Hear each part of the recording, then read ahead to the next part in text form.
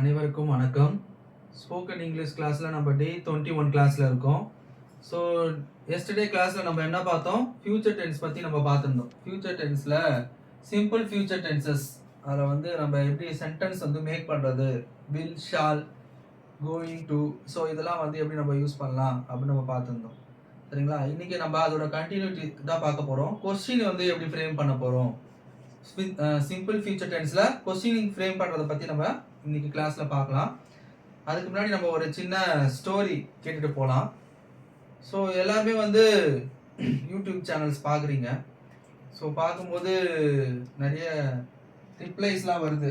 So கொஞ்சம் hand ரைட்டிங்லாம் நல்லா இல்லை அப்படின்லாம் சொல்கிறீங்க.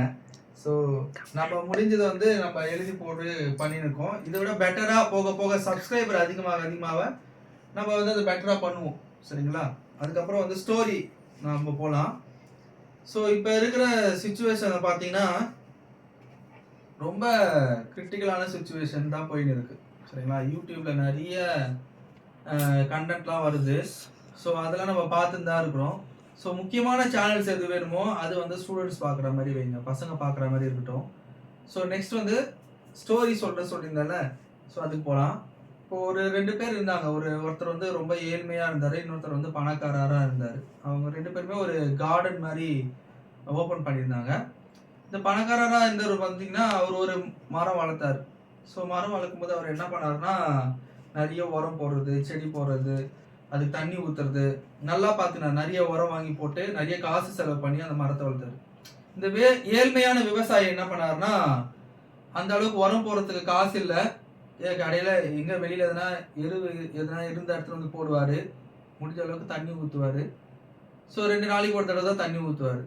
இந்த பணக்காரங்க பார்த்தீங்கன்னா டெய்லி தண்ணி ஊற்றினே இருந்தார். அந்த செடி பெருசாக மரமாச்சு. மரம் வந்து பெரிய ட்ரீ மாதிரி ஆயிடுச்சு. பெரிய பெரிய மரமாக ஆயிடுச்சு, வளர்ந்துருச்சு. இந்த வயசான தாத்தா வளர்த்த செடி பார்த்தீங்கன்னா ரொம்ப சின்னதாக தான் இருந்தது, அந்த அளவுக்கு பெருசாக வளரல.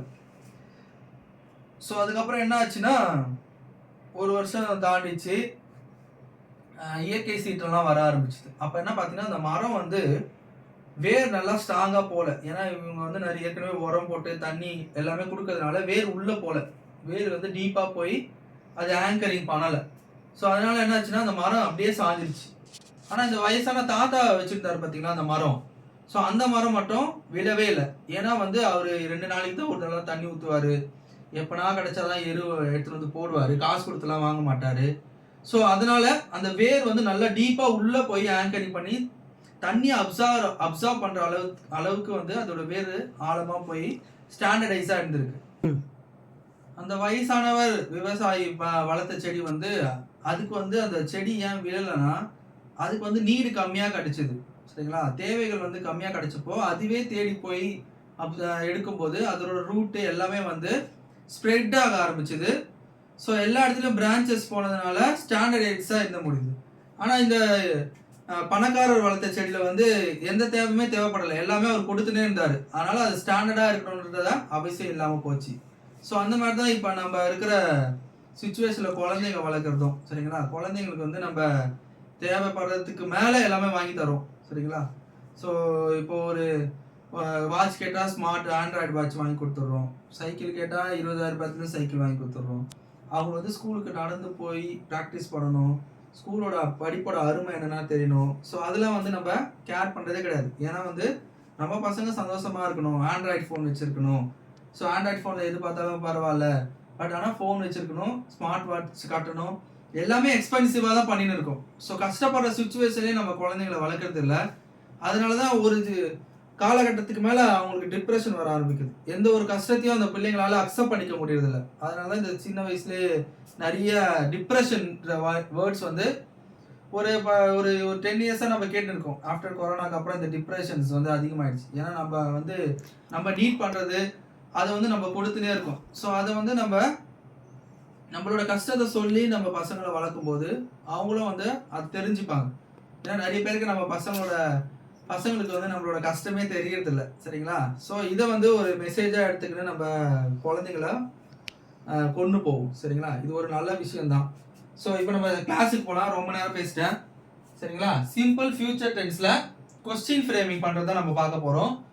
ஸோ ஃபர்ஸ்ட் வந்து நான் ஆல்ரெடி சொன்ன மாதிரி வில் யூஸ் பண்ணுவோம் சொல்லியிருந்தேன். வில் ஷால் அது யூஸ் பண்ணியிருந்தோம் சொல்லியிருந்தேன். ப்ளஸ் இங்கே நம்ம என்ன பண்ணோம் சப்ஜெக்ட் V1 வெர்ப். V1 வெர்ப்னா தெரியாதவங்க வீடியோஸை பாருங்க.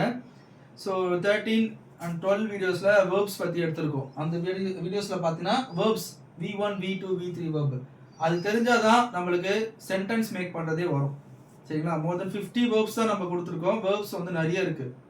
ஸோ 50 வேர்ப்ஸ் அதில் இருக்குது. அதை வச்சு எப்படிலாம் நம்ம மேக் பண்ணலாம், எப்படி வந்து கொண்டு போகலான்னு நம்ம பார்க்கலாம்.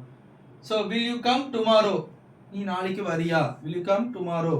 ஸோ கொஸ்டின் மேக் பண்ணும்போது வில் வந்துடும் ஃபர்ஸ்ட்டு, அடுத்தது சப்ஜெக்ட், அப்புறம் V1 வெர்ப் வர சொன்னார். கம் வந்து V1 வெர்பில் V1 வெர்பில் வரும். V2ல வந்து கேம் கம் அப்படின்னு வரும். சரிங்களா? ஸோ நெக்ஸ்ட் வந்து will she come tomorrow. Will she come tomorrow, நாளைக்கு அவள் வருவாளா அப்படி கேட்கறது வந்து வில் ஷி கம் டுமாரோ அப்படின்னு சொல்லுவோம். Next will she call me. Will she call, ஷீனா அவள்னு அர்த்தம். வில் ஷி கால் மீனா அவளுக்கு கால் பண்ணுறீங்களா, கூப்பிடுறீங்களா சொல்கிறதுக்கு வந்து will she call me. Will she கால் மீனா அவள் எனக்கு கால் பண்ணுவாளா அப்படி கேட்கறதுக்கு யூஸ் பண்ணுவோம். வில் யூ ஹெல்ப் மீ, அவங்க வந்து எனக்கு ஹெல்ப் பண்ணுவாங்களா அப்படி கேட்கறதுக்கு வந்து இந்த வேர்ப் யூஸ் பண்ணுவோம். Will you attend the call tomorrow. Will you attend the call tomorrow. So call டுமாரோனா பார்த்தீங்கன்னா நாளைக்கு அவங்க கால் பண்ணுவாங்களா. Will you attend the call tomorrow, நாளைக்கு அந்த காலை அவங்க அட்டெண்ட் பண்ணுவாங்களா அப்படி கேட்குறது வந்து will you attend the call tomorrow. Will you attend the call டுமாரோனா யூ வந்து நம்ம என்ன சொல்லுவோம், நீ வந்து அட்டெண்ட் பண்ண முடியுமா காலை அப்படி கேட்குறது வந்து will you attend the call tomorrow. So simple future டென்சஸில் நம்ம கொஸ்டின் மேக்கில் வந்து என்ன பார்த்தோம்னா கொஸ்டின் ஃப்ரேமிங்கில் பாசிட்டிவ் சென்டென்ஸ்லாம் பண்ணும். முடியுமா, உன்னால் பண்ண முடியுமா, ஹெல்ப் பண்ண முடியுமா, அதை பற்றிலாம் பார்த்துருந்தோம். இப்போ நம்ம அடுத்து பார்க்க போகிறது நெகட்டிவ் சென்டென்ஸில் எப்படி மேக் பண்ணி கேட்குறது, கொஸ்டின்ஸ் கேட்குறது நம்ம பார்க்க போகிறோம். சரிங்களா?